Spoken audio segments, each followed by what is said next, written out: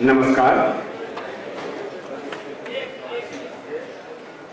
मंच के द्वारा आयोजित बाबू हरदयाल वास्तव हास्य नाट्य समारोह का ये 17वां आयोजन है और इस अवसर पर आप सभी दर्शकों का, प्रेस और मीडिया के प्रतिनिधियों का, हमारे मुख्य अतिथि न्यायमूर्ति श्री एस सी वर्मा जी, भूतपूर्व लोकायुक्त उत्तर प्रदेश, और श्रीमती डॉक्टर चंद्रा निगम, वरिष्ठ प्रशासनिक अधिकारी, आपका हम हृदय से आभार व्यक्त करते हुए स्वागत करते हैं और अभिनंदन करते हैं।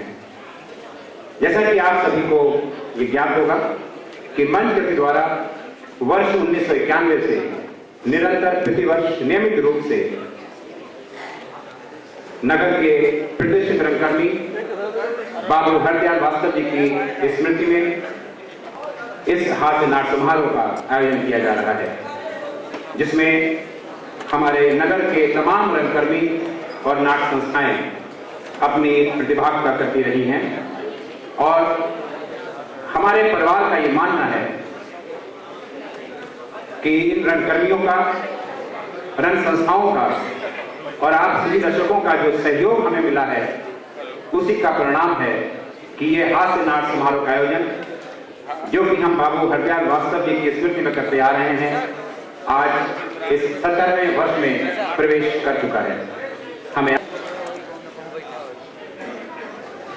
एक विशेष बात इस हास्य नाट्य समारोह की यह भी है कि अक्सर इस बात को कहा जाता है कि हमारे नाटकों में हास्य नाटक नहीं मिलते, उनकी उपलब्धता में हमेशा कठिनाई आती रही है।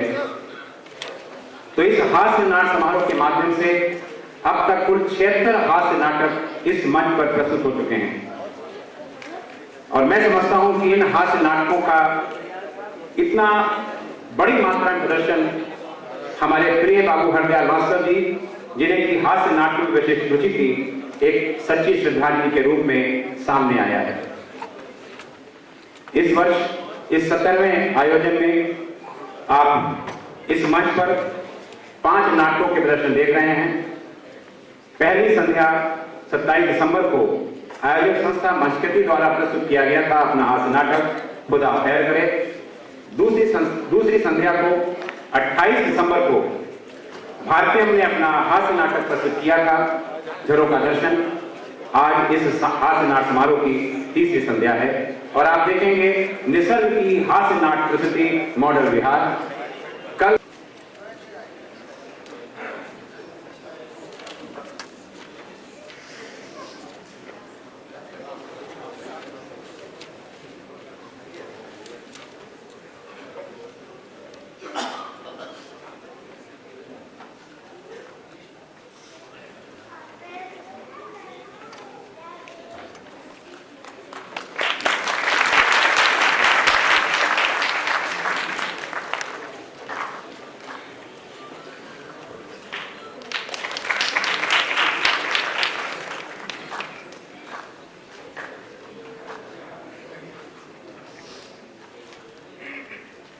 डॉक्टर डी सी पांडे हमारे मुख्य अतिथिगण का अभिनंदन कर रहे हैं बुके प्रदान करके।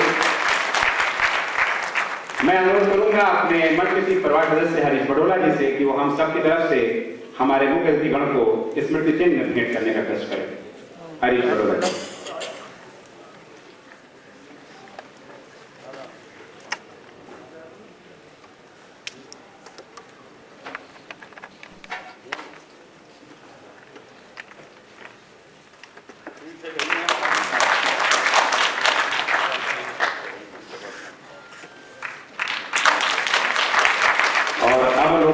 न्यायमूर्ति एस सी वर्मा जी से उनके आशीर्वचनों के लिए।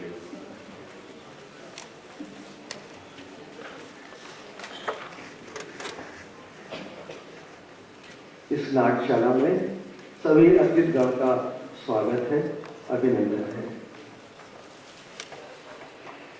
मेरे विचार में दर्शकों की उपस्थिति किसी कार्यक्रम के सफलता का द्योतक होती है और दर्शकीय कलाकारों को जो प्रोत्साहन देते हैं, शायद उससे बड़ा पुरस्कार और उनको नहीं मिल सकता और न वे अपेक्षा करते हैं। आपके ही द्वारा, आपकी उपस्थिति के द्वारा, आपके स्वस्थ और जो आपकी टिप्पणियां होती हैं वो भी उनके लिए एक मार्गदर्शक के रूप में होती हैं, जो शायद उनकी कला को और निखारता है। आपकी तालियों से उनको कितना प्रोत्साहन मिलता है, मैं कह सकता हूं कि शायद कोई धनराशि उनको उतना प्रोत्साहित नहीं कर सकती। लखनऊ में नाट्यकला ने जो अपना स्थान बनाया है,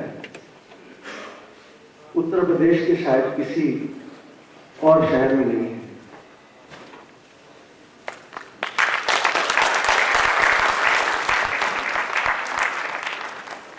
कृपया मंच पर आए और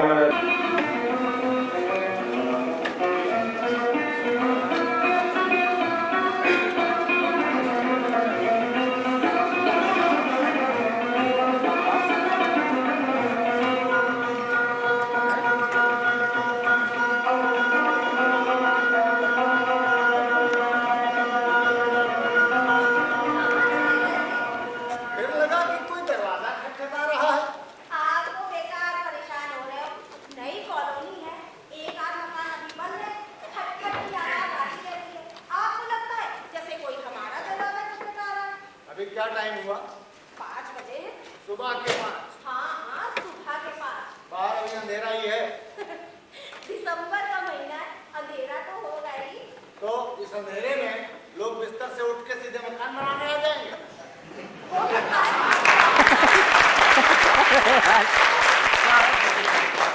कोई हमारे यहाँ आएगा, डोरबेल बजाएगा, दरवाजा क्यों खटखटाएगा? क्यों? दरवाजा भी तो खटखटा सकता है। हाँ, खटखटा सकता है। घंटी का स्विच ना देखे तो खटखटा सकता है। इसीलिए तो गया था कि कोई आया हो, अंधेरे में स्विच न दिखाई पड़ा हो तो दरवाजा खटखटा दिया हो। चलो, अभी तो अंधेरा है। हमको यहाँ आए कुल 3 दिन हुए हैं। इन 3 दिन में दिन रात मिलाकर आप कुल 40 बार दरवाजा खोलने चले गए हो, खटखट सुनकर। तो अरे तो क्या, अब एक ही आदमी तो 40 बार आया ना होगा।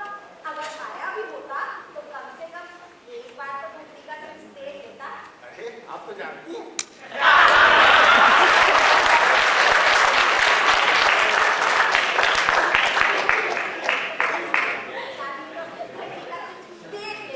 हाँ, ये भी जानती हैं। ये बताइए, इसका कुल मतलब क्या निकला? इसका मतलब ये निकला, हमारे यहाँ कोई नहीं आया और ना ही कोई आएगा। इसीलिए कहता था कि अपना पुश्तैनी मोहल्ला छोड़कर नहीं जाता। लेकिन न तुम मानी न बच्चे माने। नहीं, अब इस पुरानी जगह में मत रहिए, ये आदमियों के रहने लायक नहीं है। मॉडल बिहार में रहिए, अपने स्टेटस के हिसाब से रहिए। मॉडल बिहार सबसे नई, सबसे पॉश कॉलोनी है। तुम्हारी संतानों ने हमारे नाम में दम कर दी। अरे अपना नहीं तो हमारे स्टेटस का ख्याल करिए। और ये मॉडल बिहार ऐसा निकला कि आदमी नाम की कोई चीज ही दिखाई नहीं पड़ रही है। और तो वो सब्जी बेचने वाला लड़का आया था। अरे वो बालक राम कह रहा था, बाबूजी आप चिंता मत करिए, मैं सुबह शाम आपको ताजी सब्जी पहुंचा दूंगा। आपके लिए दूध भी मैं ले आऊंगा, आपके कपड़े भी मैं प्रेस करवा दूंगा और दूध का सामान भी मैं दे जाऊंगा। उसके बाद वो भी अंडरग्राउंड हो गया। कलावती जी, इन पॉश कॉलोनियों का रिवाज ही यही है। पड़ोसी नाम का रिश्ता बचा ही नहीं है हर सोसाइटी में। थोड़ा धीरज रखो जी, दिमाग थोड़ा ठंडा रखो। पानी आ गया है, जाकर नहा लो। अरे पानी आ गया, बातों में अच्छा समय कट गया।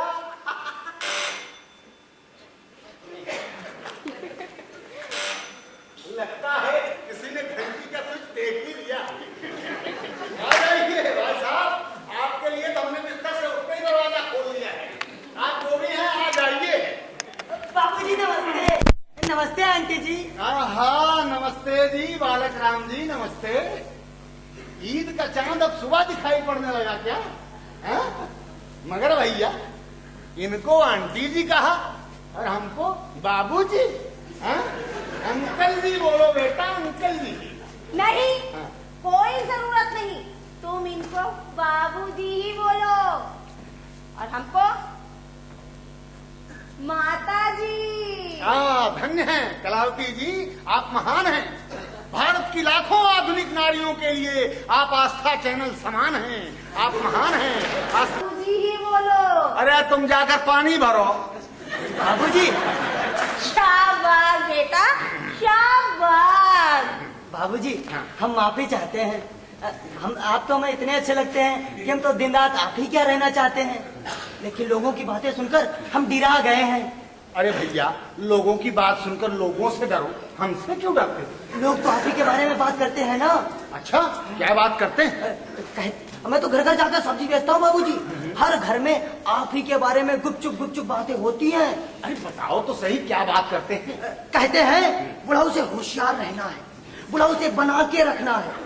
कोई कहता है बुढ़ाऊ से हेलमेल बढ़ाना है। कोई कहता है हमारे अलावा कोई और बुढ़ाऊ का करीबी ना बन पाए, बुढ़ाऊ केवल हमको माने। कोई कहता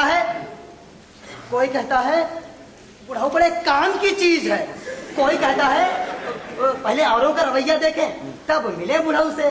कोई कहता है पहले बुढ़ाऊ को समझ तो लें। मगर सब ऐसा कहते क्यों हैं? कहते हैं बुढ़ाऊ के दोनों बेटे अय्याश अफसर हैं। क्या अय्याश अफसर हैं? जी, मेरे सब्जी के ठेले के मकान मालिक हैं। वो मुझे हड़काते हैं, कहते हैं आपसे कोई बातचीत ना करूं, आपके यहाँ सब्जी ना दूं, नहीं तो ठीक ना होगा। तुम्हारी सब्जी के ठेले के मकान मालिक? ये क्या मतलब हुआ? उनके गैराज में मेरा सब्जी का ठेला रहता है, मतलब मैं किराया देता हूँ उसका। अच्छा। कौन है ये तुम्हारे ठेले के मकान मालिक? अपने आप को वकील बताते हैं और गैराज किराए पे चलाते हैं, और उसमें भी बाबूजी तीन किराएदार रखते हैं। अच्छा, कौन है किराएदार? एक मेरा ठेला, एक धोबी का ठेला और तीसरा खुद उनका ड्राइवर। अपने ही ड्राइवर को गैराज में किराए पे रखा है? बाबूजी, ड्राइवर को तो सोने के लिए चारपाई तक नहीं डालने दी। कहा 2 ठेले हैं, सो इन पर। अच्छा, गाड़ी कहाँ खड़ी करते हैं? सड़क पर।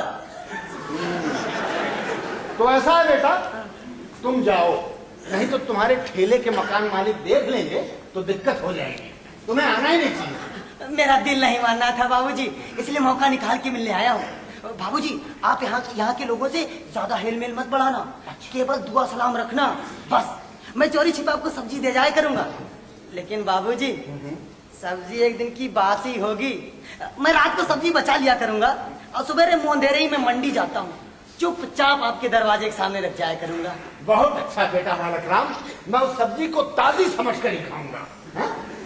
आज कुछ लाए हो कि नहीं? लाया हूँ ना, ये रही विलायती लौकी। अरे वाह, जुग जुग जियो मेरे लाल। बाबूजी, बाहर उजाला होने लगा है, अब मैं चलता हूँ। जाओ। अभी सुनते हो? हाँ। पानी गर्म हो गया है, आकर नहा लो। अरे नहा लूंगा, पहले एक कप चाय और पिला दो और ये सब्जी भीतर रखो। अरे ये लौकी कहाँ से आई? बालक राम दे गया। इतनी सुबह वो लौकी देने आया था? नहीं, कॉलोनी वालों के गुणगान करने आया था। अच्छा, कह रहा था जब से आप लोग आए हैं लोग मिलने के लिए बेचैन हो रहे हैं। देखा, मैंने कहा था ना थोड़ा धीरज रखो। हाँ, बिल्कुल कहा था। कॉलोनी वाले तो हमारा गुणगान कर रहे हैं। क्या कह रहे हैं? कह रहे हैं हमारे दोनों बेटे अय्याश अफसर हैं। क्या? आ जाइए साहब, आ जाइए। लौकी तो आ ही गई है, आप टमाटर लेकर आ जाइए। आइए। Good morning sir. मैं डॉक्टर डाकर। I am very sorry sir, मैं और मेरी वाइफ डॉक्टर मिसेज डाकर तो उसी दिन यहाँ प्रेजेंट रहने वाले थे जिस दिन आप यहाँ आए थे। आपका वेलकम करने के लिए आने वाले थे हम लोग, लेकिन सॉरी सर, उस दिन हॉस्पिटल में ऊपर से वीआईपी केस आ गया था और बहुत क्रिटिकल कंडीशन थी। मरीज को सर 3 दिन तक नौकर की तरह अटेंड करना पड़ा था। ऊपर से बहुत प्रेशर था ना। चलिए अब मैं आपका ब्लड प्रेशर चेक कर लेता हूँ। जी क्यों? माफ कीजिए, हमने आपको कॉल नहीं किया था, हम तो बिल्कुल ठीक हैं। सर मुझे बुलाने के लिए आपको कॉल थोड़ी करना पड़ेगा। आपका रूटीन चेकअप करके तो मुझे बहुत सेटिस्फेक्शन मिलेगा सर। लेकिन इस तरह रूटीन चेकअप हम लोग अफोर्ड थोड़ी कर सकते हैं। सर मैं आपसे फीस थोड़ी लूंगा सर। प्लीज सर मुझे मेरी ड्यूटी निभाने दीजिए। फिर आप जैसे महान राइटर के काम आना तो किसी के लिए भी फख्र की बात होगी सर। और सर मैंने तो आपकी कई नॉवेल, स्टोरीज और पोएट्री पढ़ी है सर। सर बहुत बहुत शुक्रिया। आप जहमत मत उठाइए, अगर हमें कोई दिक्कत होगी, तकलीफ होगी तो हम आपको ही फोन करेंगे। Okay sir, thank you very much sir, thank you very much. लेकिन मैं आया हूँ तो ब्लड प्रेशर तो चेक करके ही जाऊंगा।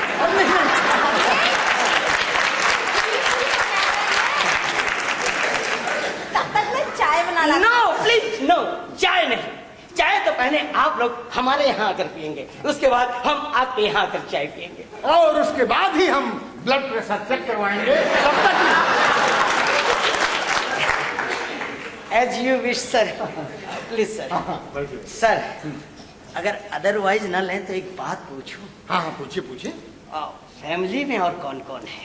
2 बेटे हैं, मैरिड हैं, सेटल्ड हैं। हाँ हाँ, क्या करते हैं? दोनों अय्याश अफसर हैं। जी पागल हो गए हो क्या? ये क्या कह रहे हो? अरे भाई ये मैं नहीं कह रहा हूँ, ये कॉलोनी वाले कह रहे हैं। कॉलोनी वाले कह रहे हैं? जी सॉरी टू से सर, ये कॉलोनी वाले बहुत ही घटिया मेंटेलिटी के लोग हैं। ये लोग बहुत कनिंग, स्टूपिड और नोटोरियस हैं। ये लोग किसी के भी बारे में ऐसी न्यूसेंस फैला देते हैं। और दरअसल में तो आपको यही बतलाने आया था ब्लड प्रेशर चेक करने के बहाने। हाँ सर, ये बात बताई वैसे किसने थी? किसने बताया आपको? कैसे पता? अरे मैंने तुम्हें बताया था ना कि बालक राम यही बताने तो आया था। है? बालक राम? हाँ सब्जी बेचने वाला लड़का। जी जी। सब समझ में आ गया सर। ये बात उस वकील ने फैलाई है। दरअसल वो तो वकील है ही नहीं, आपको उसे अलर्ट रहना है। वो बहुत नोटोरियस आदमी है। वो वकालत के आड़ में पता नहीं क्या क्या उल्टे सीधे काम करता रहता है। उसने तो वकालत के धंधे को बदनाम करके रखा। सर्टेनली ये बात उसी ने फैलाई है सर। जी जी जी। आप उनकी बातों को सच न मानिएगा। हमारे बच्चे हमारे दिए गए संस्कारों से और अपनी मेहनत से IAS अफसर बने हैं। वो सपने में भी अय्याशी की बात नहीं सोचते। जी क्या आपके दोनों बेटे IAS अफसर हैं? हाँ, बड़ा लड़का तो हेल्थ सेक्रेटरी है, आप तो जानते होंगे। क्या हेल्थ सेक्रेटरी निशीथ रंजन पाणिग्रही आपके बड़े लड़के हैं? क्यों, आप छोटा लड़का समझ रहे थे?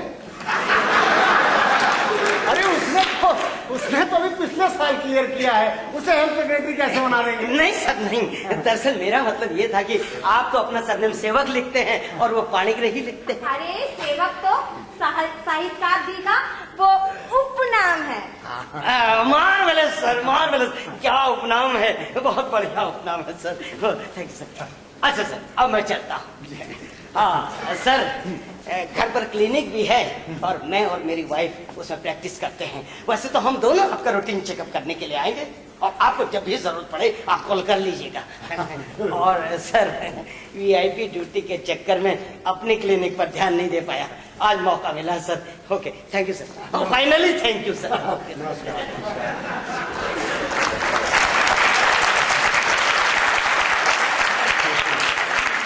ये तो बहुत भले आदमी लगते हैं बेचारे। हाँ, बहुत भले आदमी हैं बेचारे।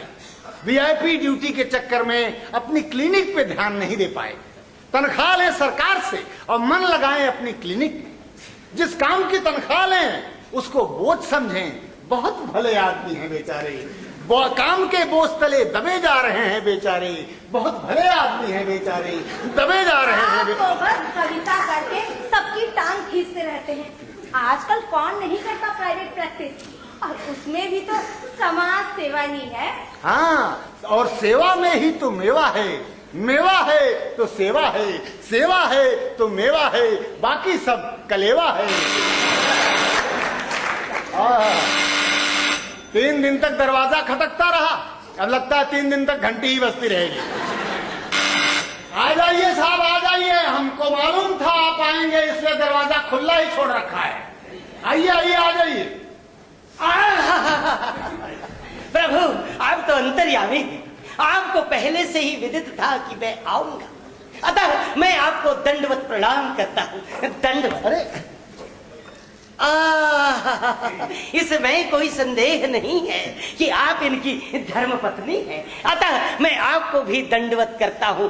दंडवत। अरे अरे, ये क्या कर रहे हैं? बस मैं कृतार्थ हो गया। लेकिन इस तरह से कृतार्थ हो जाने वाले आप हैं कौन? प्रेम रंजन शास्त्री। मैं तुलसी राम सेवक। अब प्रभु, क्यों अपना परिचय देने का कष्ट उठाते हैं? आपको कौन नहीं जानता, परंतु हाय, मुझे कोई नहीं जानता।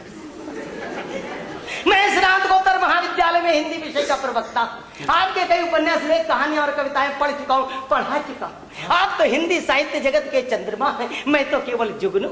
आपके भवन के ठीक सम्मुख रहता हूँ। आप जैसे महान साहित्यकार मॉडल विहार में मेरे पड़ोसी बनकर निवास करने पधारे, अतः आपका स्वागत करना अपना पुनीत कर्तव्य समझता हूँ। अतः प्रातः भ्रमण करते करते इधर आ गया। प्रभु, आप सोच रहे होंगे आपका ये प्रबल भक्त पिछले 3 दिन तक क्यों नहीं आया? क्यों नहीं आए? मैं आया था प्रभु, मैं आया था। मैं पिछले 3 दिन तक निरंतर संध्या काल में आपके द्वार तक आया था। मैंने द्वार पर विद्युत घंटी का वादन भी किया था, परंतु द्वार नहीं खुला था और मैं लौट गया था। अतः अब आप बैठ जाइए। आपने तो मेरे अंतर्मन को छू लिया है प्रभु, अतः आप भी आसीन हो जाइए। पहले आप। इससे प्रमाणित होता है कि आप लखनऊ नगर के निवासी हैं। अरे शास्त्री जी, दरवाजा तो तब खुलता जब उसे कोई खोलता। शाम को मैं तो मंदिर चली जाती हूँ और ये लिखने बैठ जाते हैं। और जब मैं लिखने बैठ जाता हूँ तो घंटी सुन नहीं पाता। जब तक दरवाजे पर कायदे से भाड़ भाड़ न हो, लगता ही नहीं कोई आया है। प्रभु, अरे पुराने मकान में तो घंटी लगवाने ही नहीं दी। कहते थे जमीन से जुड़ा साहित्यकार हूँ, आधुनिक चीजों का सहारा लेना ठीक नहीं। प्रभु, इनका बस चलता तो मोहल्ला छोड़कर ही ना आते। अरे सीवर चौक हो जाता था, गली तालाब में बदल जाती थी, लेकिन साहित्यकार महाशय कहते ऐसी कठिनाइयां तो जिंदगी को तपाकर सोना बना देती है। प्रभु, अब तो आपके सम्मान में खड़े हो जाने का मन कर रहा है। हो जाइए। प्रभु, ये सब मेरे सौभाग्य की शक्ति है जो आप जैसे महान साहित्यकार मॉडल विहार में मेरे पड़ोसी बनकर निवास करने आए हैं। अरे ये कहाँ आ रहे थे? वो तो बच्चों ने और मैंने जिद ठान ली तब माने। बच्चे तो HIG खरीद रहे थे, लेकिन अड़ गए। मैं मध्यम वर्ग के बीच में रहूंगा, लेना है तो MIG लो, नहीं तो मुझे मेरे हाल पर छोड़ दो। प्रभु, अब तो आपके सम्मान में पुनः दंडवत करने का मन कर रहा है। कर लीजिए। दंड, परंतु दंडवत भी क्यों करूं? मैं तो आपके चरणों के धूल पाने योग्य भी नहीं हूं, तो क्या पाने के लिए दंडवत करूं? अतः जिस प्रकार आपका स्वागत करना मैं अपना पुनीत कर्तव्य समझता हूँ, उसी प्रकार आपको यह बतलाना भी परम आवश्यक समझता हूँ कि इस कॉलोनी में एक से एक नीच, अधम और पापी लोग रहते हैं। कुछ पापी तो बहुत विशेष। हाँ प्रभु, मैं तो इनके बीच में ऐसे रहता हूँ जैसे दांतों के बीच में बेचारी जिह्वा रहती है, जैसे लंका में बेचारा विभीषण रहता है। जी नहीं, रहता था। प्रभु, कहाँ मैं कोमल हृदय कविता रचने वाला अध्यापक, कहाँ ये लुटेरे डॉक्टर, वकील, बिल्डर। किंतु आपकी ओर तो कोई आंख उठाकर न देख सकेगा, क्योंकि आपके तो दोनों पुत्र वो हैं, वो क्या कहते हैं उनको? अय्यास अफसर। जी, आप ये क्या कह रहे हैं? ये मैं नहीं, कॉलोनी वाले कह रहे हैं। क्या कॉलोनी वाले आपके पुत्रों के बारे में ऐसा अनर्गल प्रलाप कर रहे हैं? वे कर्तव्यनिष्ठ IAS अफसरों को अय्याश अफसर बतला रहे हैं। प्रभु, ये सब के सब धूर्त, कुटिल और कपटी हैं। ये सब आपसे ये न के न प्रकार घनिष्ठता बढ़ाकर अपना अपना स्वार्थ सिद्ध करना चाहते हैं। प्रभु, इनसे सावधान रहने की आवश्यकता है। अच्छा, ये बतलाइए, कुछ देर पहले क्या डॉक्टर डाकर आपके यहाँ आए थे? जी हाँ, आए थे। वे आपके यहाँ क्यों आए थे, आप बतला सकते हैं? बस आप ही की तरह स्वागत सम्मान करने आए। नहीं, कदापि नहीं। वे मेरी तरह स्वागत सम्मान करने नहीं आए थे। कुछ दिनों पूर्व उनके यहाँ नकली औषधियां पकड़ी गई थी, इसलिए आए थे। अरे लेकिन हमने थोड़ी पकड़ी थी, हमारे यहाँ क्यों आएंगे? प्रभो प्रभो, आपके ज्येष्ठ पुत्र निशीथ रंजन पाणिग्रही स्वास्थ्य सचिव है ना? झूठा स्वागत सम्मान दिखलाकर वो आपसे कुछ सहायता पाने का प्रयास कर रहे होंगे। अरे नहीं, उन्होंने ऐसा कुछ नहीं कहा। नहीं, उन्हें तो मालूम भी नहीं था कि हमारा बड़ा लड़का जो है वो स्वास्थ्य सचिव है। कैसे? ये कैसे हो सकता है? वो हमारी जाति पाणिग्रही नहीं, सेवक समझ रहे थे। कैसा कैसा मूर्खतापूर्ण बहाना बनाया है डॉक्टर है? मुख्य द्वार पर आपके नाम पट्ट पर जो सेवक लिखा है वो इन्वर्टेड कॉमा में लिखा है। मूर्ख से मूर्ख व्यक्ति भी उसे पढ़कर ये जान लेगा कि ये जाति नहीं, उपनाम है। प्रभु, ये डॉक्टर दंपति बहुत ही धूर्त है। इन्होंने आपके आगमन से बहुत पूर्व ही आपके बारे में संपूर्ण जानकारी एकत्र कर ली होगी। लेकिन उन्होंने किसी मदद के लिए कुछ नहीं कहा। यही तो चतुरता है उनकी, यही तो धूर्तता है उनकी। आज आपका रूटीन चेकअप करेंगे, कल आपको अंकल आंटी कहेंगे, परसों आपको मम्मी पापा कहेंगे, और जब आप उनके प्रेम प्रपंच में बुरी तरह जकड़ जाएंगे तब वे आपसे सारे अनैतिक काम करवा डालेंगे और आप मना नहीं कर पाएंगे। अतः आपको इस मॉडल विवाह कॉलोनी में मुझे छोड़कर शेष हर व्यक्ति से सावधान रहने की आवश्यकता है। अतः प्रणाम, अतः प्रणाम। बार बार प्रणाम करने से, दंडवत प्रणाम करने से समय नष्ट होता है, इसलिए आप मेरे हर प्रणाम को दंडवत समझने का कष्ट करें। प्रणाम।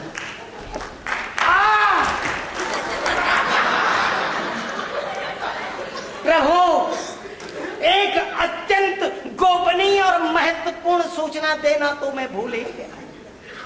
क्या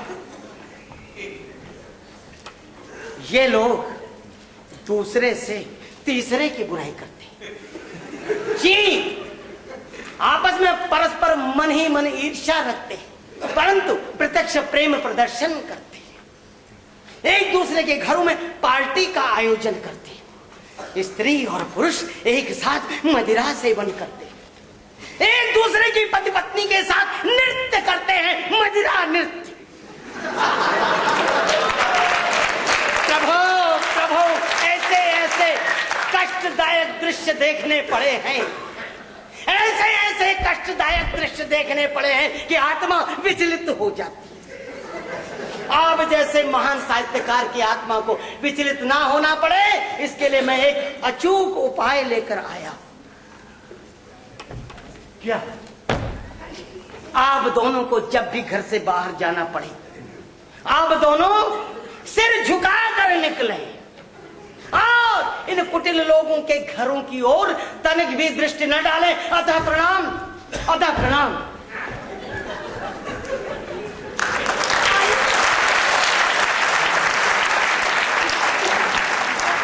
अंततः प्रणाम। ये हिंदी पढ़ाते हैं या भरतनाट्यम?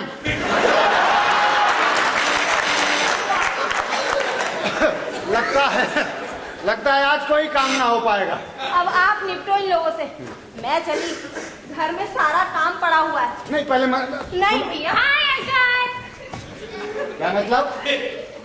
नमस्ते अंकल। नमस्ते। मैं अंदर आ जाऊं? आइए। नमस्ते अंकल। हाँ? अंकल, ये चिन्नी है, चिन्नी जेटली।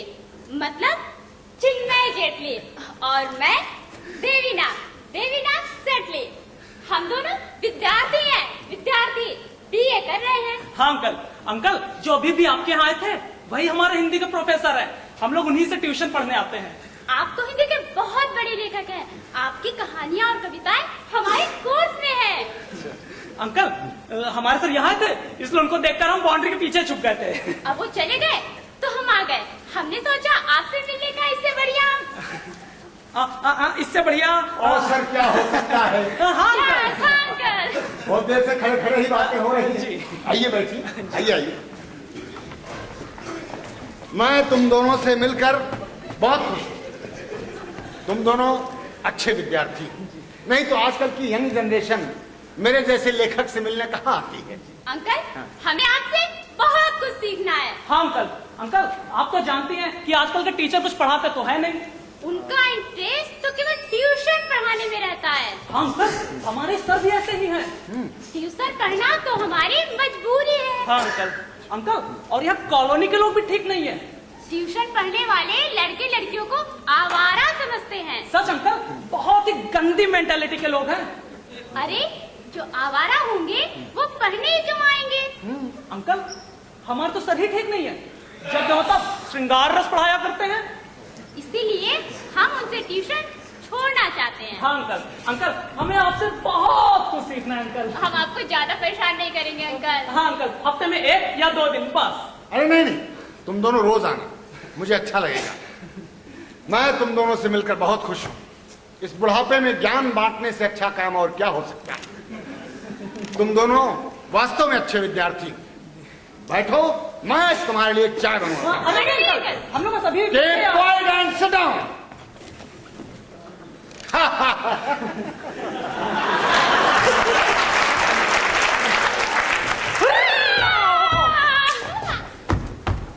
ले लिया बुढ़ो को ग्रिप में। आखिर आइडिया किसका था? मगर हमें ऐसे ग्रिप में लेना पड़ेगा कि हम इस ओल्ड कपल की जरूरत बन जाए और इनकी अब्सेंस में भी इस घर में 2-4 घंटे फ्री रह सके।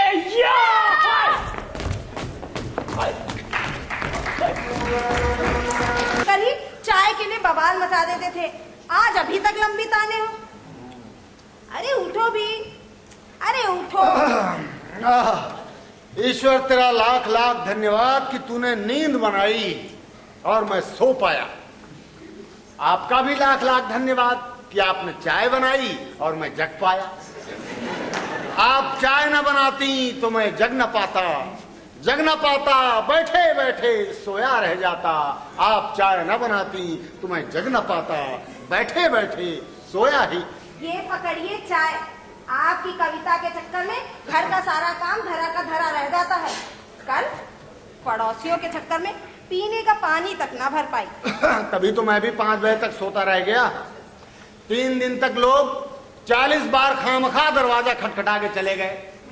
कल बिना दरवाजा खटखटाए 40 लोग आ धमके। ओम श्री गणेशाय नमः। भक्तगण आना शुरू हो गए हैं। तुम भीतर जाओ, नहीं तो आज भी पानी ना भर पाओगी। आए आए भाई जी। कौन हो? कहाँ से निकल आए? बाबूजी डरिए मत, मैं बालक हूँ। ये क्या हुलिया बना रखा है? सब्जी बेचता छोड़ते डकैती में उतर आए हो? नहीं बाबूजी, मैं डकैत नहीं बना हूँ। ये कपड़े तो मैंने मजबूरी में पहने हैं। ऐसी कौन सी मजबूरी आ गई? अरे मेरे जो सब्जी के ठेले के मकान मालिक हैं, वो वकील साहब, उनको पता चल गया है कि मैं आपसे मिलने आया था। उन्होंने मुझे धमकी दी है कि अगर मैं दोबारा आपके यहाँ मिलने आया तो वो मेरी टांग तोड़ देंगे। उनको डर है कि आप जो है ना बाबूजी, अब क्या करें? उनको डर है अखबार में छपवा देंगे। हाँ, अखबार में छपवा देंगे और फिर आपके दोनों बेटे तो अय्याश अफसर हैं ही, वे दोनों तो पता नहीं क्या क्या कर देंगे। बाबूजी मुझे बचा लीजिए बाबूजी, उनके डर से ही मैं आपसे भेष बदल कर मिलने आया हूँ। अच्छा अच्छा ठीक है, नहीं बताऊंगा उनको। लेकिन तुम ये बताओ, तुम ये ड्रेस कहाँ से मिली तुम्हें? धोबी क्या किसी नाटक कंपनी कपड़े धुलने आए थे, मैंने उसी से कपड़े मांगे हैं।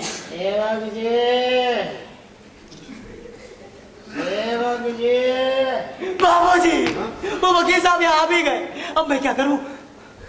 कलावती इधर आना। बाबूजी आओ जल्दी, कहाँ हो? सेवक जी, क्या हुआ? बाबूजी मुझे बचा लीजिए प्लीज बाबूजी। ये कौन है? अरे बालक? बालक है ये, देखो ये ऐसा है, वकील साहब आ रहे हैं और उनकी और इनकी जो है जान की दुश्मनी है। तुम ऐसा करो, थोड़ी देर के लिए इसको भीतर छुपा दो। चलो अंदर चलो। सेवक जी, ये भी विचित्र आदमी है, न घंटी न दरवाजा, सीधे टेर लगा रहे हैं। हाजिर हूँ सरकार, दरवाजा खुला है, आ जाइए। नमस्कार सेवक जी। सेवक जी, मैं आपका अदना सा पड़ोसी एडवोकेट केपी फौजदारी। बहुत खुशी हुई आपसे मिलकर, तशरीफ रखिए। शुक्रिया शुक्रिया। अरे और मैं ये आपके लिए प्रसाद लाया हूँ, हनुमान जी का है। आप काफी धार्मिक प्रवृत्ति के व्यक्ति हैं। अरे सेवक जी, पापी आदमी को धार्मिक तो होना ही पड़ता है जी? अब वकालत का धंधा है, उल्टे सीधे केस लड़ने पड़ते हैं, ऐसे में आए दिन पाप होते रहते हैं। अब जो है इन पापों का प्रायश्चित भी तो होना चाहिए। सो हफ्ते में एक दिन मंगलवार को हनुमान जी का व्रत रख लेता हूँ। तो आप ऐसे केस लड़िए ही मत, जो पक्ष गलत है उसकी पैरवी मत करिए। मुझे सही केस मिलते ही नहीं। ऐसा है, वो वकील बड़े भाग्यशाली होंगे जिनको न्याय और सच की रक्षा के लिए पैरवी करने का मौका मिलता है।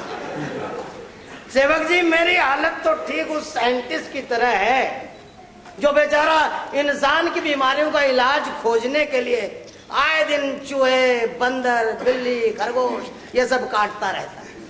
बताइए, इंसान का दुख दूर करने के लिए खुद अपने ऊपर कितने पाप लेता है, और हम भी पापियों को, बेचारों को जेल की हवा से बचाने के लिए अपने ऊपर पाप ले लेते हैं, उनका केस लड़ते। आपके ख्यालात तो वाकई बहुत ऊंचे। क्यों शर्मिंदा करते हैं? हम तो आपके बाएं पैर की भी धूल नहीं है। हमें आपकी ऊंचाई के बारे में सब मालूम है सेवक जी।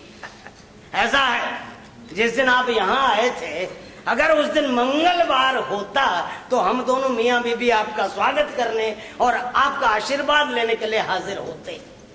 हमसे ये जो गुस्ताखी हुई है उसकी वजह सिर्फ और सिर्फ ये है कि उस दिन मंगलवार नहीं था। माफ कीजिए, मैं कुछ समझा नहीं। कहा ना, उल्टे सीधे केस लड़ने पड़ते हैं और ऐसे ही मुवक्किलों के साथ रहना पड़ता है, तो लगभग रोजाना मांस, मछली, शराब हो ही जाता है। अब ये बताइए, ऐसी नॉनवेज हालत में आप जैसे आदमी से मिलना, समझ रहे हैं ना? इसीलिए आज आया हूँ उपवास वाले दिन मंगलवार को। अरे ये लीजिए मिठाई, प्रसाद है। अरे नहीं, प्रसाद तो ले लिया, इसकी क्या जरूरत? अरे देखिए, मना मत करिए प्लीज, मना मत करिए। मैंने एक डिब्बा हनुमान जी को चढ़ाया, दूसरा आपको चढ़ाया। ऐसा है, मेरे लिए तो आप भी हनुमान जी से कम नहीं। ले लीजिए। वकील साहब, हाँ। आप वाकई बहुत दिलचस्प आदमी हैं। लेकिन दिल में बड़े घाव हैं सेवक जी। ये घाव मुझे मेरे पड़ोसियों ने दे रखे।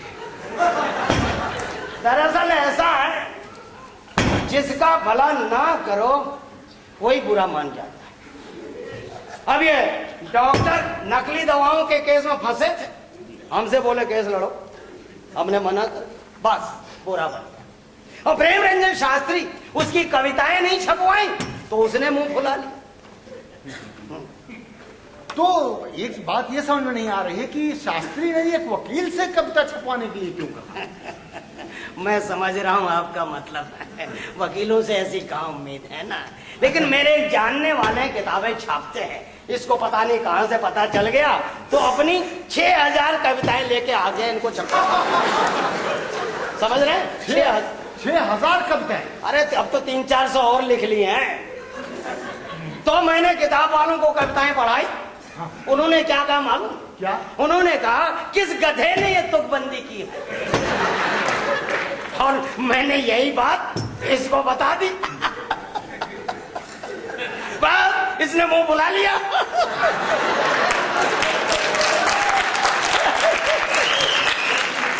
और उससे पहले जब मेरे घर में पार्टी होती थी, ड्रिंक चलता था, पता नहीं कैसे सुन के पता कर लेता था, आ जाता था। कहता था सेवक जी अब हिंदी का अध्यापक हूँ, पड़ोसियों के सामने मदिरा सेवन कैसे करूं? ऐसा करिए कोल्ड ड्रिंक की हरी या लाल बोतल में क्वार्टर भर दारू उडेल दीजिए, है ना, और घर जाके चुप्पे से पी लूंगा। और मुझे मालूम है यही सारे लोग आपसे हेल मेल बढ़ा रहे हैं। सेवक जी इनसे होशियार रहने की जरूरत है। और एक बात ऐसा है, इस कॉलोनी में घरेलू नौकर, सब्जी वाले और ये धोबी वगैरह रहते हैं, इनको घर में घुसने मत दीजिएगा। ये लोग मौका पाते ही नकदी और जेवर लेके चंपत हो जाते हैं। क्या वकील साहब, घर में था क्या कि तेरा गम जिसे गारत करता? घर में था क्या कि तेरा गम जिसे गारत करता? एक जो रखते थे हजरत तामीर, सो है। वकील साहब ऐसा नहीं समझ पाएंगे सेवक जी। वकील साहब ये शेर नहीं समझ पाए, लेकिन फिर भी अपनी बुद्धि के हिसाब से मैं इसका जो निचोड़ निकलता है वो ये है कि आपके यहाँ कुछ है नहीं, फिर भी आपको होशियार रहना है, क्योंकि ये लोग भेष बदल कर आएंगे, कुछ ना मिला तो सीवर का ढक्कन ही उठा ले जाएंगे, अरे टुल्लू पंप उखाड़ ले जाएंगे। खैर वो बात की बाद में देखी जाएगी, हम हैं ही हैं पड़ोस में। अरे ये बताइए आपके यहाँ कोई मेहमान आए क्या? थोड़ी देर पहले मैंने किसी को अंदर आते हुए देखा। अच्छा, आपने देखा था? जी जी। हाँ, वो राजस्थान में मेरे एक साहित्यिक मित्र रहते हैं, वही आए। अरे वो तो बड़े अजीब कपड़े पहने हुए थे। हाँ, वो अभी तक ट्रेडिशनल कपड़े ही पहनते हैं। अरे लगता वो भी बहुत दिलचस्प आदमी है। तो जरा उनसे मिलवाइए। नहीं, अभी कहाँ मिल पाएंगे, इतना लंबा सफर तय करके आए हैं, आते ही सो गए। चलिए चलिए कोई बात नहीं, फिर कभी सही। ठीक है, फिर कभी क्यों, अभी मिल लेते हैं सेवक जी। नमस्कार। नमस्कार, मैं सेवक जी का पड़ोसी एडवोकेट केपी फौजदारी। आप तो दिखने में गुंडे मालूम होते हैं। अरे तो आप भी तो डाकू मालूम होते हैं। डाकू हाथ में किताब लेकर नहीं चला करते, गुंडे बंदूक रखते हैं। आप तो बड़ा अच्छा मजाक करते हैं। अच्छा ये बताइए साहित्यकार जी, आपके भी बेटे आईएएस अफसर हैं क्या? नहीं, मेरा कोई बेटा अय्याश अफसर नहीं है, और ना ही सेवक जी का कोई बेटा अय्याश अफसर है। लोग झूठ बोलते हैं। अरे मैं अय्याश कहाँ कह रहा हूँ साहब, मैं तो आईएएस कह रहा हूँ। मैं भी तो अय्याश ही कह रहा हूँ। सेवक जी क्या है कि हमारे मित्र जो हैं गांव के हैं, तो कुछ शब्दों में फंस जाते हैं। अच्छा अच्छा, अब समझा। लगता है वो सब्जी बेचने वाला लड़का बालक राम भी इन्हीं के गांव का है। वो भी आईएएस अफसर को अय्याश अफसर बोलता है। दरअसल आईए को बोल नहीं पाता, अय्या अय्या बोलता है, फिर वो अय्याश हो जाता है। हाँ तो सेवक जी अब इजाजत दीजिए, घर पर चैम्बर है और आपके आशीर्वाद से मुवक्किलों की भीड़ लग जाती है। हाँ, अब तो अगले मंगलवार को ही आके दर्शन कर पाऊंगा। अरे नहीं हुजूर, आप रोजाना आइए, हम भी नॉनवेज लेते ही हैं कभी कभी। हाँ? और एक बार खाओ या 100 बार, अशुद्ध तो परमानेंटली हो ही जाते हैं। सेवक जी आपने तो मेरे दिल का बोझ कम कर दिया था। अच्छा नमस्कार। नमस्कार नमस्कार। अरे राजस्थान वाले साहित्यकार जी जा रहे हैं, आपको भी नमस्कार। नमस्कार जी। नमस्कार।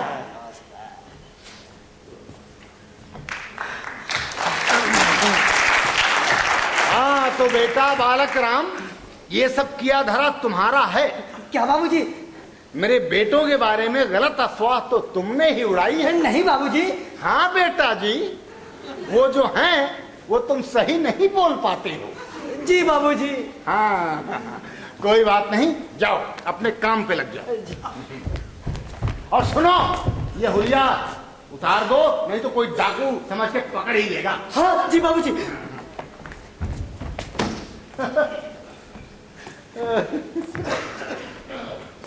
अरे पागल हो गए हो क्या, जो अकेले अकेले हंस रहे हो?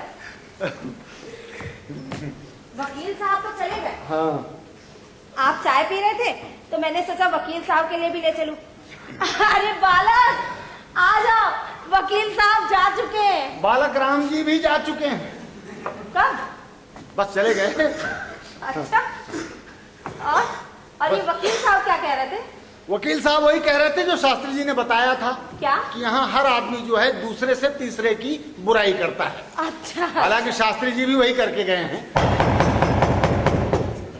आहा, पहली बार लगा कि कोई सज्जन चले आ रहे हैं। घंटी का स्विच देख नहीं पा रहे हैं, दरवाजा खटखटा नहीं रहे हैं, भड़बड़ा रहे हैं। कोई सज्जन चले आ रहे हैं। अरे आ जाइए हुजूर, हम तो आप ही के गुण गा रहे हैं। जी नमस्कार। आ लीजिए चाय कीजिए सुनकर। नहीं नहीं माफ कीजिएगा, पान खा रहे हैं। अच्छा ये बताइए, आपके यहाँ पानी बराबर आ रहा है? जी जी अच्छा। और बिजली बराबर आ रही है? जी। बाहर सफाई कर्मी बराबर आ रहा है? रोज रोज। हाँ, हो जा रहा है। अच्छा ये बताइए, कहीं सीवर वीवर तो चौक नहीं हो रहा? नहीं जी नहीं। नहीं हो रहा। अच्छा और ये बताइए, कहीं मकान का प्लास्टर तो नहीं गिर रहा? जी नहीं। हाँ, दरअसल आपके आने से पहले मैं इन लोगों को सेट करके गया। अच्छा। पूरी व्यवस्था दुरुस्त करके गया था।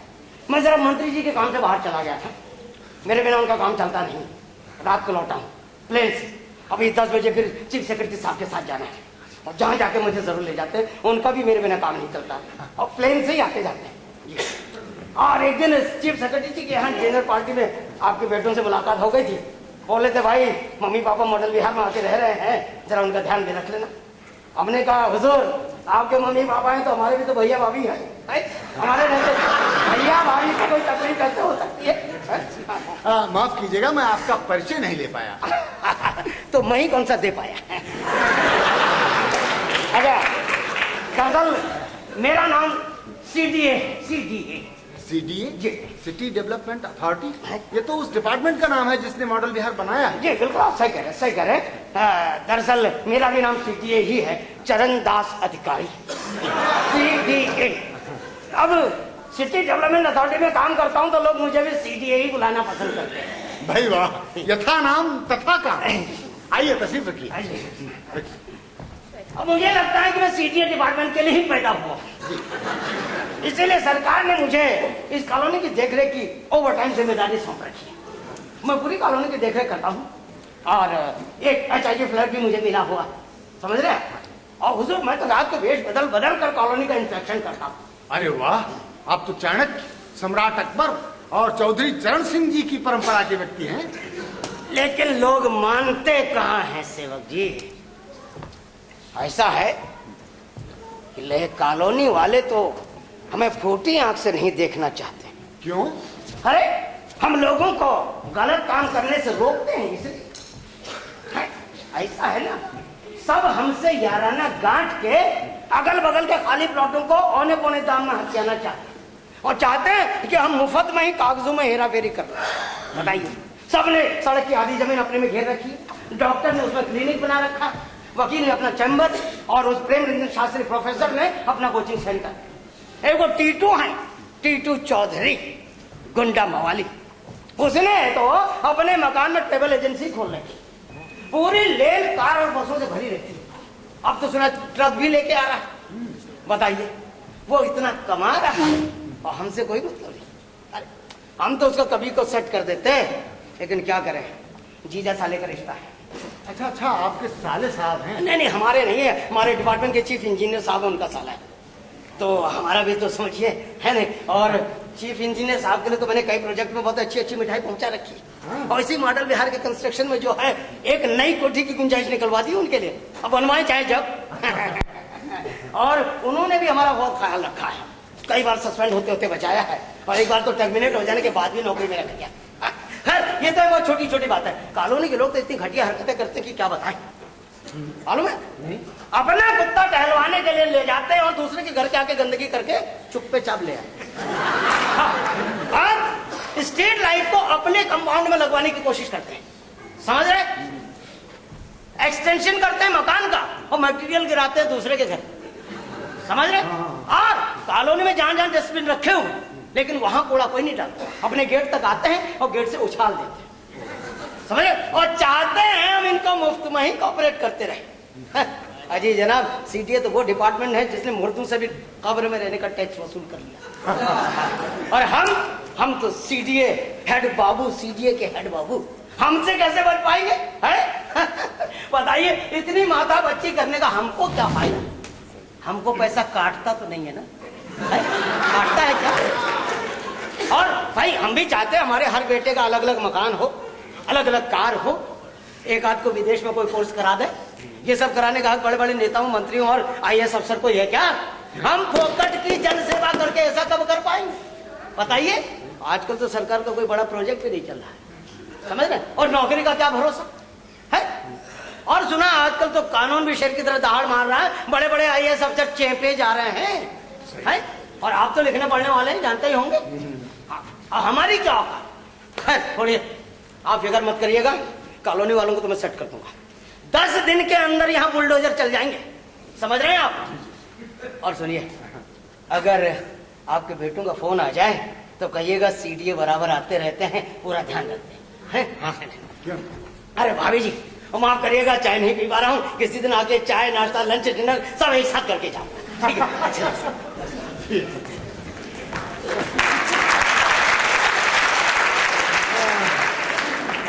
ये भी बहुत अच्छे आदमी हैं बेचारे।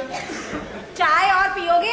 नहीं, बस अब मैं स्नान करूंगा, नहीं तो फिर कर ना पाऊंगा स्नान। तब तक ठीक है, मैं भी घर का काम वाम निपटा लेती हूँ। नमस्ते आंटी। नमस्ते बेटा, नमस्ते। बेटा, अंकल जरा नहा रहे हैं, तब तक तुम दोनों बैठ के खुद पढ़ाई करो। जी आंटी। अच्छा।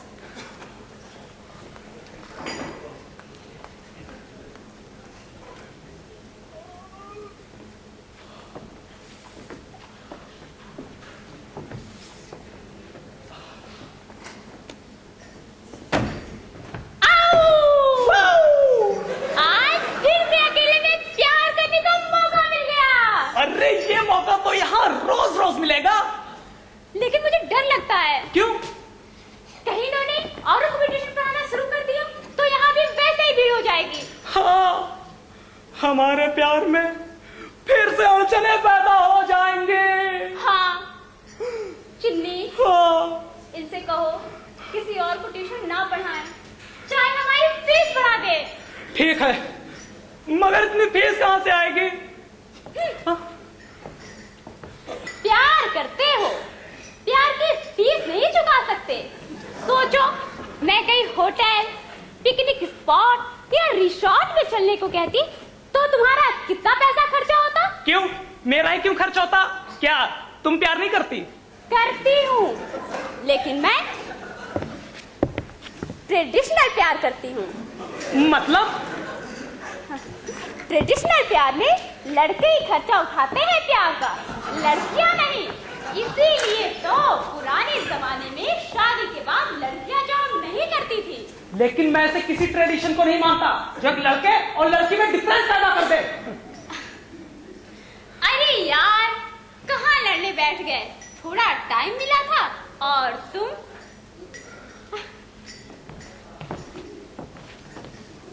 अंकल जी दरवाजा खोलिए, अंकल जी दरवाजा खोलिए, अंकल जी दरवाजा खोलिए।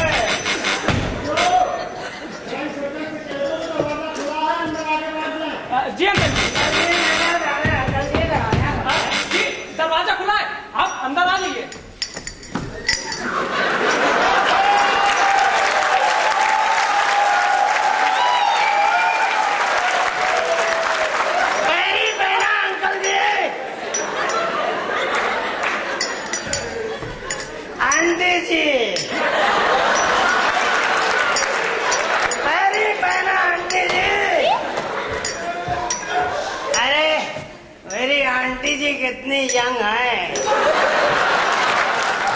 और अरे अंकल जी भी बहुत यंग है। इनके बच्चे भी इनसे बड़े होंगे। बच्चों तुम लोग अंदर चलो। अरे असली अंकल जी तो ये है। तुम लोग कौन हो? यंग अंकल आंटी, तुम लोग कौन हो? तुम लोग जाओ अंदर। अंकल जी, अंकल जी, पैरी रहना अंकल जी।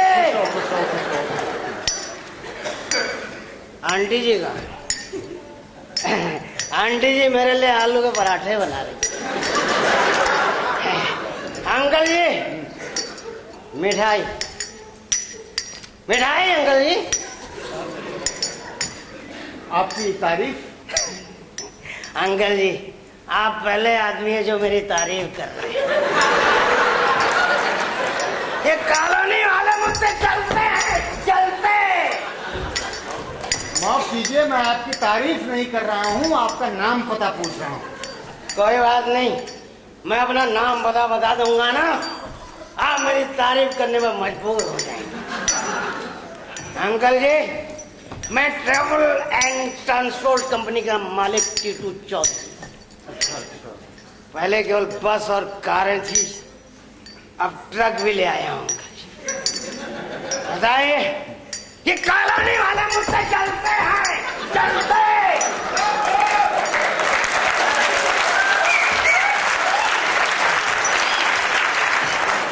अंकल जी मैं इन लोगों के बहुत काम आता हूँ, बहुत काम आता हूँ। ये लोग मुझसे चलते। मैं क्या काम आता हूँ अंकल जी बताऊं? अंकल जी बताओ मैं इनके क्या काम आता हूँ? बताओ बताओ। अंकल जी बैठ जाओ। बैठ बैठ।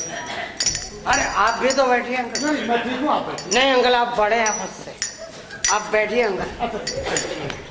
बैठो। अंकल जी मैं इनके इतना काम आता हूँ, चावला साहब का कुत्ता मर गया था, उसकी डेड बॉडी को दफनाने के लिए ले जाना था। उनकी गाड़ी गैराज में पड़ी थी अंकल जी, खराब हो गई थी। समझ रहे हैं अंकल जी? हाँ मैं समझ रहा हूँ। और कोई माएगा लाल या डॉक्टर हो, वकील हो, सीडीए हो, शास्त्री हो, किसी माएगा लाल ने अपनी गाड़ी नहीं दी। अब प्रेम रंजन शास्त्री ने भी नहीं दी। वो सेकेंड हैंड मारुति 800 वाला, वो भी नॉन एसी, उसने भी गाड़ी नहीं दी। बोलता गाड़ी गंदी हो जाएगी। अंकल जी खचाड़ा गाड़ी गंदी हो जाएगी। अंकल जी खचाड़ा गाड़ी गंदी हो जाएगी। और मैं अपनी वॉल्वो बस में चावला साहब के कुत्ते की डेड बॉडी को दफनाने ले गया, तब उसका क्रियाक्रम हो पाया। और बताऊं, डॉक्टर को अपना मरीज पीजीआई ले जाना था, उसकी भी एम्बुलेंस खराब हो गई थी। अंकल जी मैंने अपनी टवेरा दे दी। हमारे अंकल जी। हाँ। और सुनिए अंकल जी, वकील को कहीं तोड़ फोड़ करानी थी, मैंने अपनी ही सवारी में अपने ही 10 गुंडे भेज दिए। और सुनिए अंकल जी असली मजेदार, यह जो प्रेम रंजन शास्त्री है ना, ट्यूशन पढ़ाने वाली लड़कियों को आनंदी वाटर पार्क ले जाना चाहता है। अब आप ये बताइए अंकल जी, मारुति 800 में कितनी लड़कियां आ जाएंगी? अंकल जी नहीं, आप बताइए मारुति 800 में कितनी लड़कियां आ जाएंगी? अरे ज्यादा से ज्यादा 15। 15 कैसे? अंकल जी अगर एक आध बोनट पर बैठ जाए तो।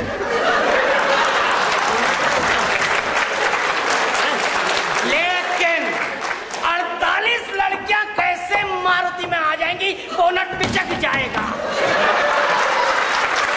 तो मैंने अपनी वॉल्वो भेज दी, कहा ऐश करो, जाओ ऐश करो। सीडीए अंकल जी, सीडीए, उसके 2-2 गाड़ियां, सेकंड हैंड सही 2-2 हैं, सेकंड हैंड 2-2 हैं, सेकंड हैंड 2-2, ठीक है।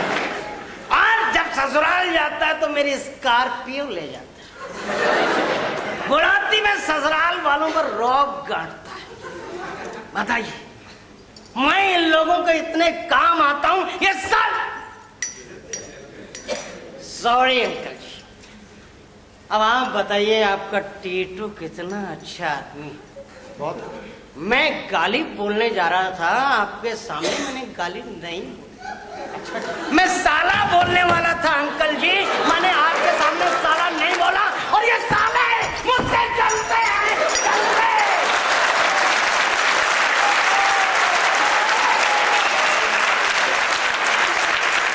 चलते हैं।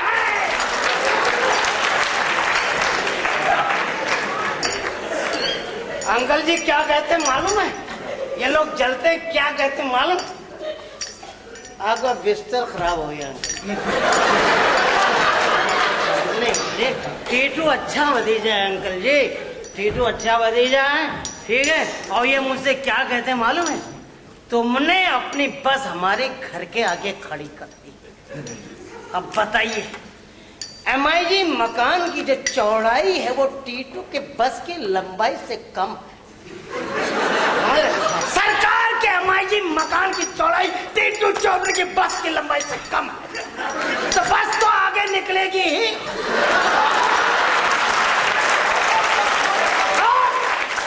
जब बस आगे निकलेगी तो कारें कहाँ खड़ी होंगी? मेरे सिर पर। अरे वो तो पूरी लेन घेरेंगी ही घेरेंगी।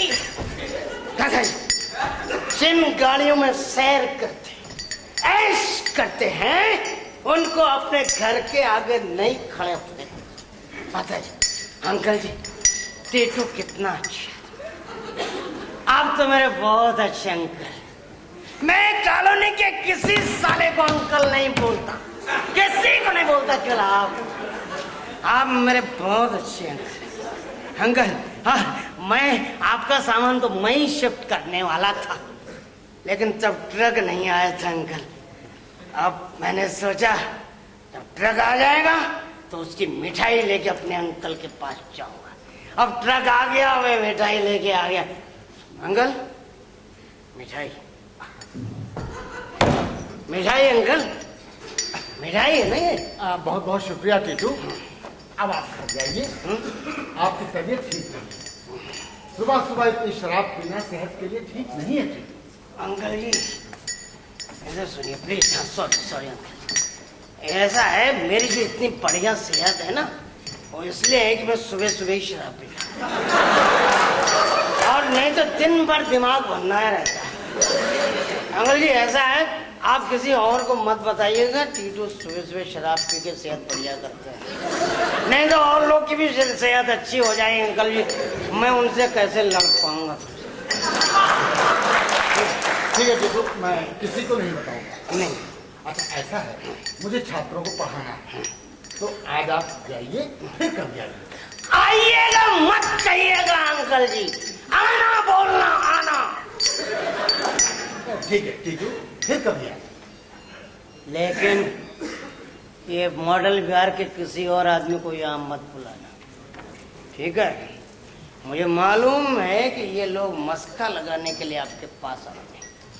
मुझे मालूम है अंकल जी, आप बहुत पहुंचे हुए आदमी हैं, आप अखबारों में लिखते हैं, मैं जानता हूँ। इन सब के बारे में लिख दीजिएगा अंकल जी। डॉक्टर नकली दवा बेचता है, हर मरीज का केस बिगाड़ देता है, वो तो कुत्ते का भी केस बिगाड़ देता है अंकल जी। इसीलिए तो चावला साहब का कुत्ता मरा, बेचारा इसीलिए मरा। और जब तक केस बिगड़ता नहीं तब तक अपने में यहाँ रखता है, खूब पैसा ऐंठता है, और जब मरीज मरने लायक हो जाता है तो उसे PGI रेफर कर देता है। और क्या कहता है मालूम? PGI वालों से कहता है, मरीज तुम्हारा, एम्बुलेंस मेरी। और कि फौजदारी तो झूठे वकील बना है अंकल जी। इसको तो एक बार वकीलों ने ही आके मारा है घर, तब से ये कचहरी नहीं जाता। नहीं। हाँ, प्रेम रंजन शास्त्री, वो जो केवल लड़कियों को ट्यूशन पढ़ाता है, नहीं? वो छत पर मुशायरा करवाता है और उसमें केवल लेडीज मुशायरियां आती हैं। केवल लेडीज, समझ रहे हैं अंकल?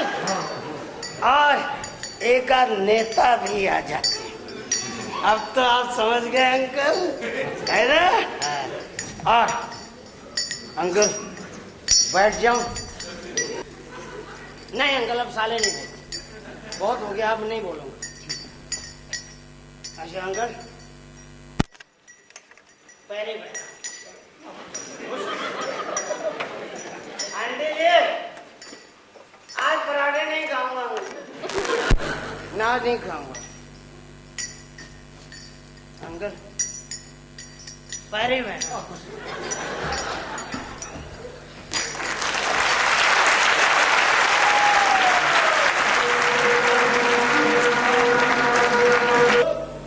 ज्ञान वह नहीं है जो किताबों को रटकर दिमाग में इकट्ठा कर लिया जाता है कंप्यूटर की तरह। असली ज्ञान वह है जो मन से, हृदय से अनुभव किया जाता है। तुम लोग कितनी तल्लीनता से मेरी बातों को सुनकर ज्ञान रंजन कर प्रफुल्लित हो रहे हो। अति सुंदर, अति सुंदर। तो कलावती, जरा देखना दरवाजे पर कौन है। तो इस अध्याय में जो बातें बताई गई हैं उनको मन से जोड़ना होगा, अनुभूति से जोड़ना होगा, समझ रहे हैं? अरे इतना हड़बड़ाए क्यों? माता जी, वो वकील साहब के बहुत सारे बंदूक वाले लोग आए हैं। हाँ, और धोबी बता रहा था कि डॉक्टर का और डॉक्टर का और वकील का मकान गिराया जाएगा। अरे तो तुम क्यों इतना घबराए हो? बाबूजी, मैं अपना ठेला कहाँ खड़ा करूंगा?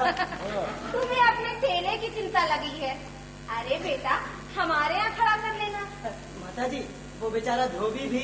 अरे भाई, वो भी हमारे यहाँ रख लेगा। ठीक है बाबूजी, अब मैं जाता हूँ, मैं अपना और धोबी का ठेला लेके आता हूँ। अच्छा बाबूजी, अच्छा माता जी।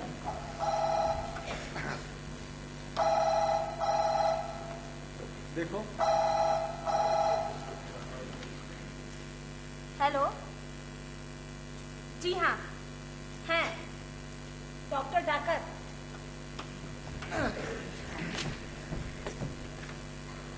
हाँ डॉक्टर साहब, नमस्कार नमस्कार। ओहो, ये तो बड़ी समस्या है। नहीं नहीं, देखिए, हेल्थ सेक्रेटरी इसमें क्या कर सकता है? ये तो उसका डिपार्टमेंट है नहीं। नहीं, अब तो काफी देर हो चुकी है, कानून अपना काम शुरू कर चुका है। नहीं, अच्छा अच्छा, ठीक, मैं कोशिश करता हूँ, ठीक है? कह रहे हेल्थ सेक्रेटरी साहब से फोन करके हमारी क्लिनिक टूटने से बचा लीजिए। नहीं, हम गलत काम के लिए थोड़ी कर सकते हैं।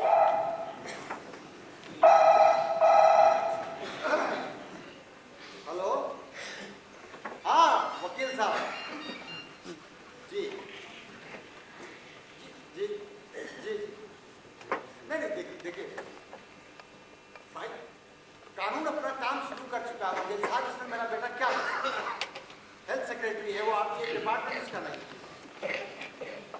छोटा वाला तो अभी बहुत जूनियर है।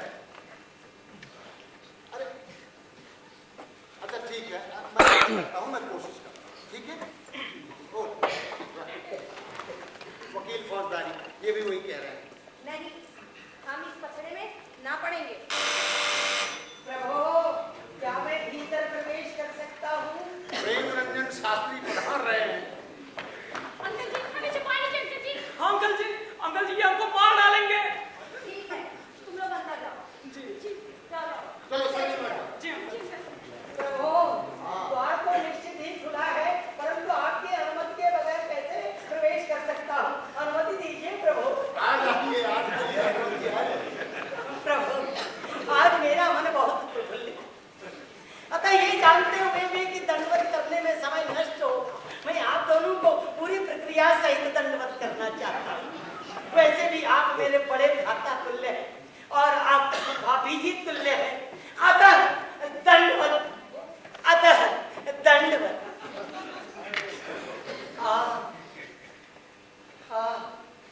लगता है कॉलोनी के कुटिल निवासियों ने आपको मेरे बारे में कबूल कर कथाएं सुना दी। इसीलिए ममतामयी भाभी जी भी इतनी वितृष्णा भरी दृष्टि से भीतर चली गई। अतः मेरा प्रफुल्लित मन इस टीस भरी वेदना से व्यथित हुआ जा रहा है। अरे भाई आप व्यथित हो रहे हैं। वो आपको वितृष्णा दिखाकर थोड़ी गई, भीतर काम बहुत बड़ा है इसलिए गई। अच्छा प्रभु, अब मेरा मन कुछ शांत हो रहा है। नहीं, केवल शांत होने से काम न चलेगा। आप मन को फिर से प्रफुल्लित करिए और मुझे अपनी प्रफुल्लता का कारण बताइए। प्रभु, आज सदियों पुरानी कहावत चरितार्थ होने जा रही है। कौन सी कहावत? सरकार के घर देर है, अंधेर नहीं है। ऐसा कैसे हो गया? हमारी कॉलोनी के सरकारी अधिकारी श्री चरणदास अधिकारी के प्रयासों से हो पा रहा है ऐसा। मगर हो क्या रहा है? कॉलोनी के तो घोर असामाजिक तत्वों को, डॉक्टर और वकील को दंड मिलने जा रहा है। कैसा दंड? उनके द्वारा किए गए अतिक्रमण को ध्वस्तीकरण वाहनों से ध्वस्त कर मिट्टी में मिला दिया। सीडीए साहब कह रहे थे कि आपने भी कुछ अतिक्रमण कर रखा है। परंतु अब वो मेरे अतिक्रमण को अतिक्रमण न माने। क्यों? क्योंकि मैंने उन्हें वचन दे दिया है, अब जब भी अपने घर पर महिला का विवाह का आयोजन करूंगा, उन्हें श्रोता के रूप में अवधि अतीत में मैंने उन्हें आमंत्रित नहीं किया था, अतः उनके कोप का भाजन बन गया। प्रभु, मेरी समझ में आ गया है कि आपसी सहयोग से प्रेम भाव बढ़ता है और केवल अपने लाभ पर ध्यान केंद्रित कर वह भाव उत्पन्न होता है जो अंततः विध्वंस का कारण बनता है। डॉक्टर और वकील के यहाँ का विध्वंस आज इस बात का ज्वलंत उदाहरण बनेगा, ज्वलंत उदाहरण बनेगा। परंतु यहाँ के लोग आपके बारे में एक विशेष बात और बता रहे थे। कैसी विशेष बात? आप केवल लड़कियों को ही ट्यूशन पढ़ाते हैं। ट्यूशन? ट्यूशन मत कहिए प्रभु, इस अध्यापन सेवा को ट्यूशन मत कहिए। क्या कहें? इसको कहिए विशेष अध्ययन कक्षा, विशेष अध्ययन कक्षा।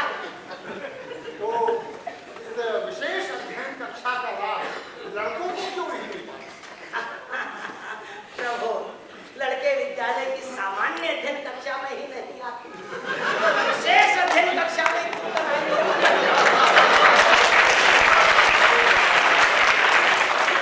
ठीक है, लेकिन एक चिन्नी नाम का लड़का तो आपके यहाँ आता था। चिन्नी? आप चिन्नी साहब से घर का नाम। क्या मेरा कोमल कविता हृदय पुनः व्यक्त हुआ जा रहा है। सुनिए, मेरी करुण कथा सुनिए। चिन्नी जेटली मेरी विशेष अध्ययन कक्षा में नहीं आता, देवीना सेठली आती थी। चिन्नी उसे छोड़ने और ले जाने आता। मेरा देवीना के साथ विशेष अध्ययन कक्षा में ही विशेष अनुराग उत्पन्न हो गया, किंतु देवीना का चिन्नी के साथ अनुराग उत्पन्न हो गया।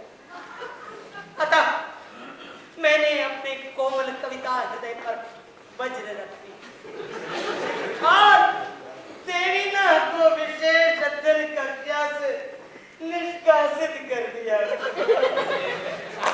आप तो व्यर्थ ही दुखित हो रहे हैं। विशेष अध्ययन कक्षा में तो हर विद्यार्थी के साथ विशेष अनुराग होना चाहिए। लगा, अब मैं इसी प्रयास में लगा हूं और मुझे आशा ही नहीं पूर्ण विश्वास कि विशेष अध्ययन कक्षा में केवल छात्राओं के होने से ईश्वर मेरी इस मनोकामना को बहुत शीघ्र ही सफलता के शिखर तक पहुंचाएंगे। आशा ही नहीं पूर्ण विश्वास है, आशा ही नहीं पूर्ण विश्वास है, आशा ही नहीं पूर्ण विश्वास है।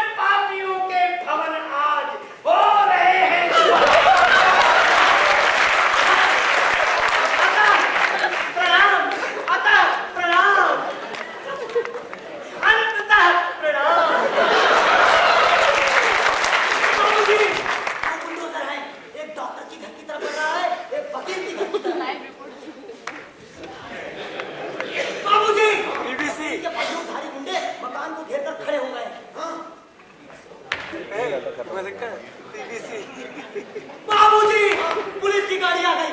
500 पुलिस वाले नीचे उतरे।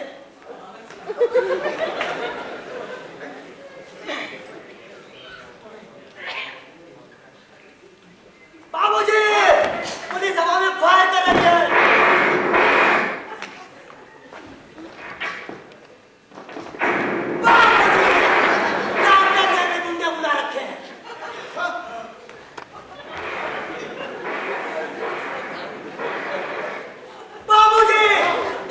घर की तरफ भी पुलिस की गाड़ी आई। 500 पुलिस वाले नीचे उतरे। बाबूजी, डॉक्टर के गुंडे और पुलिस वाले आपस में बातचीत कर रहे हैं।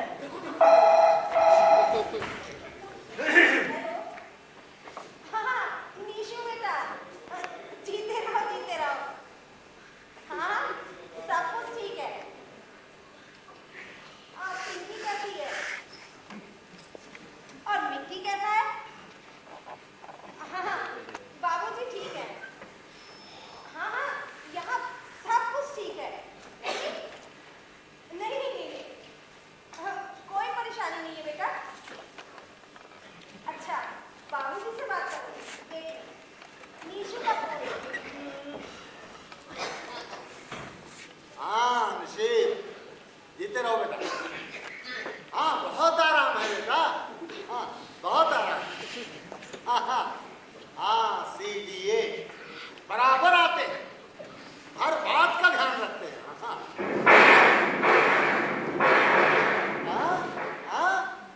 गोलियों की आवाज सुनाई पड़ रही है? अरे नहीं, ये बच्चों का क्लब है तो मैच जीता है उन्होंने, तो पटाखे दगा रहे हैं। नहीं, बहुत शांत माहौल है। कोई प्रदूषण नहीं है, बिल्कुल भी प्रदूषण नहीं है। हाँ, लिखने लिखाने के लिए तो बिल्कुल स्वर्ग जैसी शांति है। नहीं, कुछ नहीं। हाँ, लिखूंगा। ऐसी मॉडल बिहार पर एक पूरा उपन्यास लिखूंगा। अच्छा, जीते रहो। बाबूजी, वकील साहब सीडीए साहब के सामने गिड़गिड़ा रहे हैं। 2 मिनट। बाबूजी, डॉक्टर भी दौड़ते भागते हुए सीडीए के पास आ रहे हैं। बाबूजी, डॉक्टर को सीडीए साहब ने 2 पुलिस वालों के साथ भीतर भेज दिया। बाबूजी, वकील साहब को भी 2 पुलिस वालों के साथ अंदर भीतर भेज दिया बात करने के लिए सीडीए साहब ने। बाबूजी, वकील साहब, डॉक्टर साहब दोनों अपने पुलिस वालों के साथ मुस्कुराते हुए बाहर आ रहे हैं। बाबूजी, वकील साहब के घर के सामने का बुलडोजर पीछे मुड़ गया है। पुलिस वाले भी वापस चले गए। बाबूजी, डॉक्टर साहब के सामने का बुलडोजर भी पीछे मुड़ गया है। उधर के भी पुलिस वाले वापस